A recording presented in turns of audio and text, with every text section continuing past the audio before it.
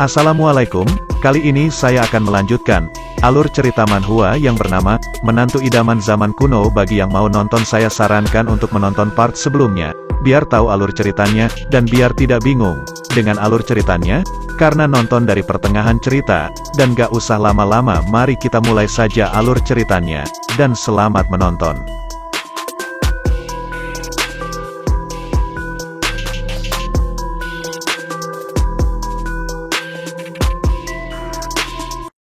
Suhuzu ia berkata, pedang keluarga Kim sudah kalian coba, tapi kalian merusak pintu rumahku terus kalian mau pergi begitu saja. Dua kepala keluarga itu mulai panik, ia lalu berkata, bocah terus kamu mau apa? Kepala keluarga Kim yang melihat tingkah Suhuzu, ia berpikir, bocah ini mau mencari masalah apa lagi? Suhuzu kemudian menginjak pintu yang sudah hancur itu sambil berkata, nyawa dibalas dengan nyawa, kalau hutang harus dibayar. Itu adalah aturan dari dulu, kalian telah menghancurkan pintu keluarga Kim, terus mau pergi begitu sajakah?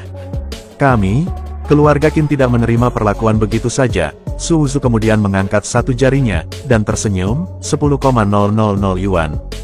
Dua kepala keluarga itu yang mendengar 10.000 yuan mereka sangat kaget, sampai mengeluarkan ekspresi seperti itu.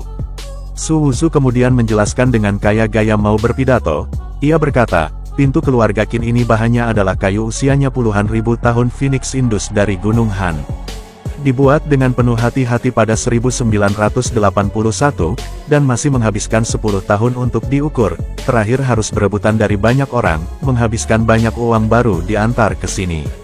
Suzu kemudian mendekat ke warga sambil berkata, semuanya sudah menyaksikan, jika berbisnis harus menjunjung tinggi keadilan, harga segitu aku juga hanya minta biaya pengirimannya saja, dan mereka masih mau mengelak. Apakah ini tindakan keluarga besar? Para warga yang sudah termakan provokasi Suzu semuanya membela Wuzu, dan menyuruh dua kepala keluarga untuk membayarnya, karena memang kayu Phoenix harganya mahal. Sedangkan di sisi dua kepala keluarga mulai panik dengan situasinya, sedangkan kepala keluarga Kim hanya bisa terdiam. Kepala keluarga Kim itu mulai tersenyum, sambil berpikir, tidak kusangka, Wuzu anak ini ternyata juga peduli juga dengan keluarga Kim.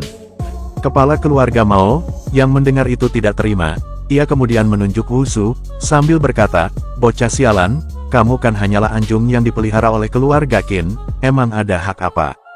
Tiba-tiba ada yang menyela perkataan kepala keluarga Mao, ia berkata perhatikan ucapanmu kepala keluarga Mao. Kepala keluarga Mao kemudian menoleh. Ternyata yang menyela kepala keluarga Mao, adalah kepala keluarga Kim. Kepala keluarga Kim menatap kepala keluarga Mao dengan tajam sambil mengeluarkan auranya. Ia berkata, Wuzu adalah tuan muda keluarga Kim.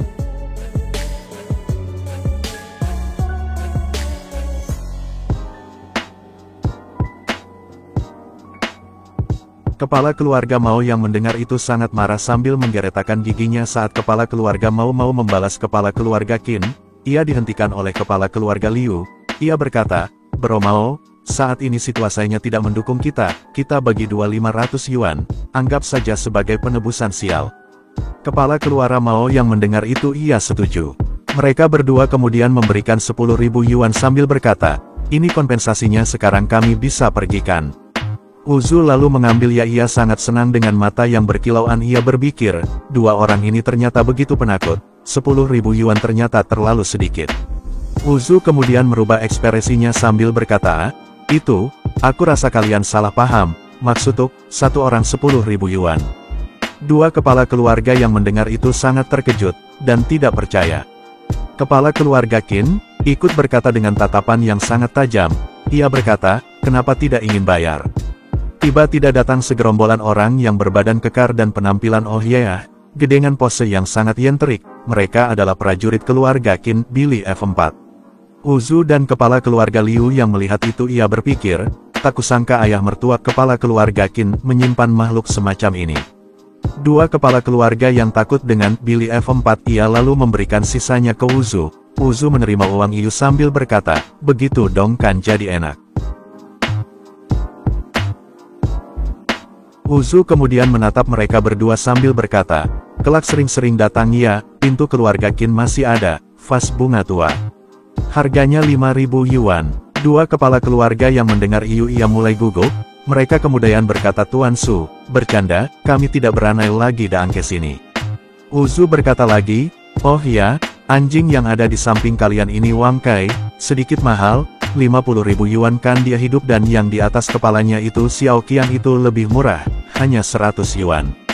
Dua kepala yang mendengar itu ia kemudian kabur sambil berkata, hampir lupa jemuran kami masih belum diambil permisi dulu.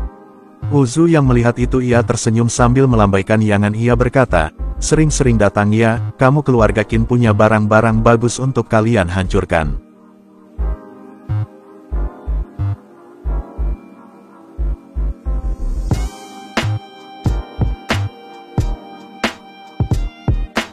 Apabila ada kesalahan dalam pengetikan nama karakter, tempat dan lain-lain, saya minta maaf.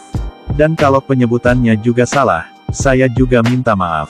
Dan sampai jumpa di video selanjutnya. Bye-bye, dadah.